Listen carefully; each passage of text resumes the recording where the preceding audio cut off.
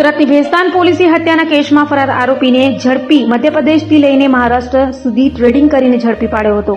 Surat police commissioner Anupamsinh Gehlot, અધિક police commissioner Bagadiya, નાયબ police commissioner પરમારની સૂચનાને લઈ પીઆઈ એસબી દેસાઈની ટીમ પીએસઆઈ એચબી ચૌધરી સાથે તપાસમાં હતી ત્યારે અનાર્મ હેડ કોન્સ્ટેબલ સુનિલભાઈ, અનાર્મ પોલીસ કોન્સ્ટેબલ બ્રિજરાજસિંહ અને અનાર્મ પોલીસ કોન્સ્ટેબલ ગુંજનકુમારને એવી બાતમી મળી હતી કે ભેસ્તાન પોલીસ સ્ટેશનમાં નોંધાયેલા હત્યાના ગુનાનો ફરાર આરોપી શોએબ ઉર્ફે બીડી મધ્યપ્રદેશના બુરહાનપુરમાં છે, જેથી ભેસ્તાન પોલીસે એક ટીમ બનાવી આરોપીની શોધખોળ શરૂ કરી હતી. તપાસ દરમિયાન આરોપીનું લોકેશન મહારાષ્ટ્રમાં મળતા પોલીસ ટીમ ત્યાં પહોંચી સતત 2 દિવસ સુધી વોચ રાખી હતી. આખરે પોલીસે મહારાષ્ટ્રના ભાલોદ ગામમાંથી આરોપી શોએબ ઉર્ફે બીડી યૈયા ખાન પઠાણને ઝડપી પાડી ભેસ્તાન પોલીસ સ્ટેશન લાવી તેની ધરપકડ કરી સળિયા પાછળ ધકેલી દીધો હતો.